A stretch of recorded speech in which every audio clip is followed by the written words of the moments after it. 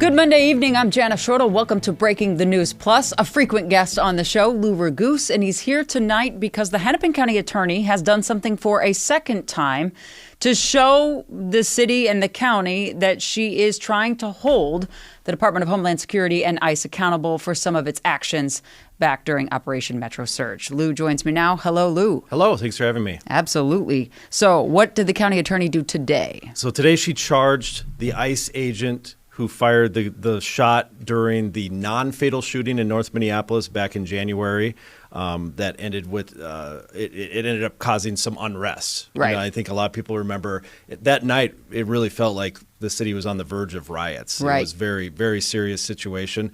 And the trigger for that was that this ICE agent had shot a man that we thought at the time he was trying to arrest. The details ended up being a lot more nuanced than that. Right. This was the Venezuelan immigrant who was on 94, I believe. He was followed by an ICE agent, races to his rental home in North Minneapolis. And then to make it more confusing, okay, the one who got shot was not actually the one they were chasing. Okay. So they ran a license plate. The whole thing is kind of a microcosm of a lot of kind of the reckless behavior that we saw during Operation Metro Surge from some of the federal agents. So they ran the license plate of a car that had a Hispanic man sitting in it, and it hit back as potentially someone who was in the country illegally. So they thought it was somebody. They started, wanted to pull it over, and it didn't stop.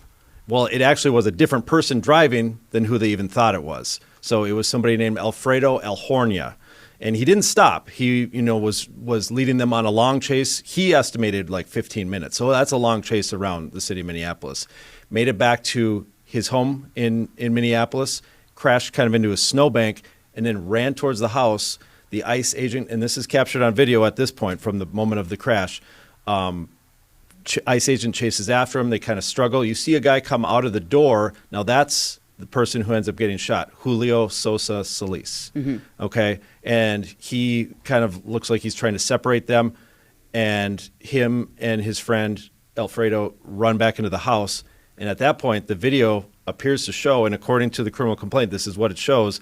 The ICE officer get up and hold both hands toward the door and fire at the door. Fire at a closed door. Yes. Into this home. And that's the distinction, because at the time he said that he fired basically to get the guy off of him. Right. After a prolonged struggle in which he thought that he was going to try to grab his gun. And the thing that people remember is that the ICE agent claimed he was being attacked with a snow shovel and a broom. But we know since then, a couple of months ago, that even the Department of Homeland Security came out and said these ICE agents lied under oath. They made that whole story up. So Alhornia and Sosa Solis initially were charged with assaulting an agent. And those charges were dropped at that point because even ICE was saying that the agent and his partner were lying about what had taken place there. Now, just to back up a little bit, I was in the courtroom when those guys were in court.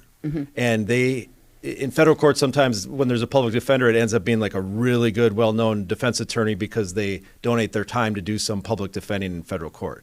So they had really good lawyers. And I had talked, and they were really poking holes in the government story even then. Okay. But remember, Kristi Noem, when she was Secretary of Homeland Security, she said that this was an attempted murder of a federal agent. That's how she framed the whole thing. Right. And she had put their pictures out there even before they were charged. And so it was kind of like a rushed federal charge, and their defense attorneys poked a bunch of holes in it.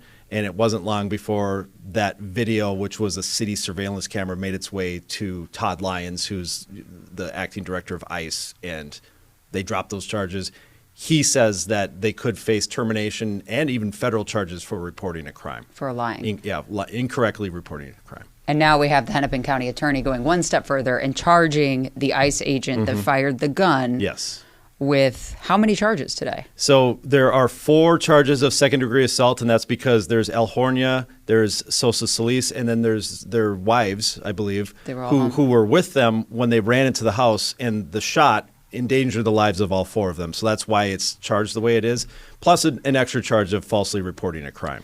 So throughout the aftermath of Operation Metro Surge, and at some points during, we heard often from Hennepin County Attorney Mary Moriarty, law enforcement, elected officials in Minnesota, that they didn't even know the identities of ICE agents that perhaps were doing things wrong, so they couldn't go make a case. Right. So how did the county attorney find out the agent in this case and then charge this one? That was really the one brand new piece of information today, because according to the criminal complaint, initially the BCA was starting to investigate with the FBI there at the scene, and they interviewed The shooting. At the scene of the shooting, before the kind of unrest came and they had to like call it quits. Mm-hmm. But anyway, the BCA was there with the FBI, and they interviewed an ICE agent that's only identified as ICE agent number 1. They know the name of the person, but in the court papers, that's what it says.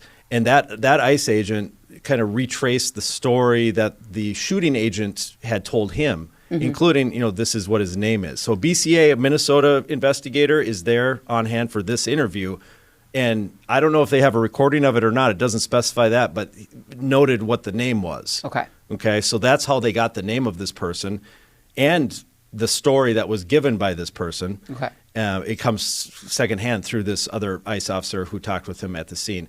Moriarty specified today that they were able to do some corroborating, to figure out that, yes, it is the person that we thought it was. And that's how they got the identity. And so the man is identified as who? Christian Castro. He's 52 years old, an agent for ICE. Is he still an agent for ICE, or do we know? We don't know, actually, because that strong statement from Todd Lyons, for Homeland Security and ICE officials to not accept responsibility for any accusations of wrongdoing along the way, that was the one time where he said, these guys lied, and that's unacceptable, and they could be fired or they could be charged with crimes as a result of this. So we don't know if he has fired him, if they finished that internal review or not, or we don't actually know really what took place as far as an internal review either. But that's what Todd Lyons said. And we know he's not in custody, so there's a warrant out for his arrest? Right. Okay. And that just means that, it's a nationwide warrant. So if he got pulled over by a state trooper, for example, but it should show on there. If he got pulled over for speeding, it should show that there's a warrant out for his arrest. I think what they're working on is they're trying to get some collaboration so that they can get him to turn himself in through, his job. Obviously, this was a serious offense. A man was shot. It was chaotic because of not just the shooting, but what happened afterwards on the north side. But I think everybody watching me talk to you right now and reads this story says, okay, you're charging this person. Just several weeks ago, she charged another person for pointing a gun, another agent. Still no charges. And whoever shot Renee Good and whoever shot Alex Preddy. Right. And we know the identity of Jonathan Ross, the agent that shot Renee Good. We don't – it's been reported through ProPublica, I believe. And that's the best information we have of who fired the shot that killed Alex Preddy. However, the evidence that the BCA, the local state investigators, have been able to get regarding those cases, at least from what we know, appears to be less so far than what they were able to get in this other case, this non-fatal shooting.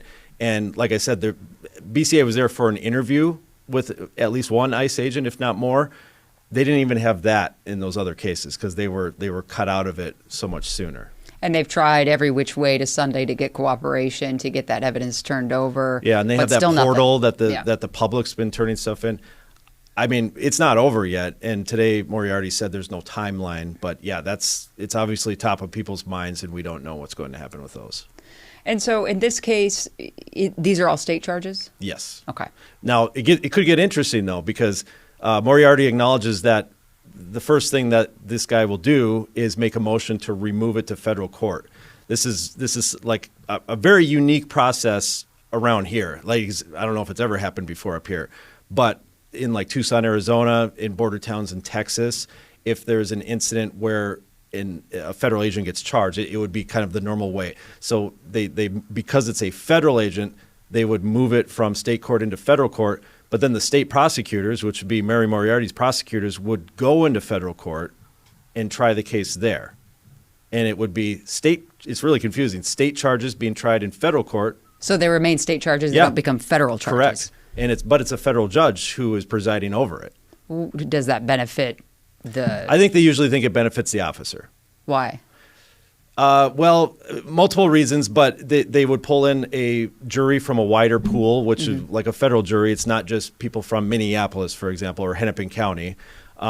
There's more defenses that they can use. There's the supremacy clause and different shades of immunity that they will argue. So Mary Moriarty, Attorney General Keith Ellison, both believe that this is a crime that can be convicted, but there will be these motions to say that under my job as a federal agent, it actually wasn't a crime because of the way that it occurred. Right. So there's always the chance of it getting tossed out because of that. Okay. So you can see how the argument could be from this, we think, ICE agent, perhaps former ICE agent, saying he was acting within the authority of his job as a federal employee, therefore it should be in federal court.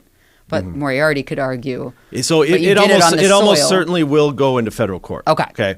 But then from there, he has the opportunity to present a defense. Right. And the defense would be that he has immunity. And that's really getting into the legal weeds a little bit. But it's a defense that a lot of these incidents, down in Tucson and stuff, they do get tossed out because they're able to show like it happened in the course of his job to the extent that he has immunity for what happened. Okay. Now, in this, I think that they're going to say, well, his life was not in danger. They had run into the house and the door was shut. The bullet hole goes through the door, which we have photos of. So I think they're going to say that his immunity would not extend in that particular case. That kind of falls into the what would a reasonable officer do in this exact same situation? I don't even want to get that deep into it because it's kind of uncharted territory around here. But yeah, well, that's a bridge that they definitely will have to cross. All right. And final thoughts from you being at that press conference with the Hennepin County attorney. They see this, I assume, as they're showing Minnesota or Hennepin County that they are still serious about Operation Metro Surge and having some accountability. Did you glean, is that just the message here? Yeah, not just that, but I think a lot of the false statements that were made along the way. Okay. Like that these guys were branded as attempted murderers. You know what I mean? And the point is that they weren't even meant to be the ones that were chased in the first place. And when I was in that first federal court hearing, they were openly saying that these guys are in the country illegally. But today Moriarty said that she wants to make it clear they actually were in the country legally. So we'll have to see how that aspect of it plays out as well, because there were attempts to try to deport them, through immigration, but that apparently didn't end up happening. And Moriarty says they are in the country legally. So it's just, there's been a whole lot of we've been told one thing and that isn't necessarily true. It's going to be untangling this. We'll take a lot more conversations. One thing to mention before we go, though. So you mentioned this is the second federal agent that she has charged. The first one hasn't been found either yet. Right. And that was a month ago. And so we asked about it today, and she said that pretty vaguely that, no, he hasn't been arrested yet, but they've made some progress towards figuring that out. All right. So nationwide searches for 2 individuals. This one, a bit more egregious charges against them. Yeah, it's serious enough that if he's convicted, it would be like a mandatory 3 years in prison. All right. So the other one was, to remind people, a gun pointing incident where the ICE officer was allegedly driving in the highway and pointing his gun at other drivers that weren't letting him go around. Right. All right. So the Hennepin County attorney files charges in 2 cases, and we'll see if there are more. And if so, we'll talk to you next time. All right. Thanks so much, Lou Raguse. That's all for Breaking the News tonight on this Monday. I'm Janice Schroeder. We'll see you next time.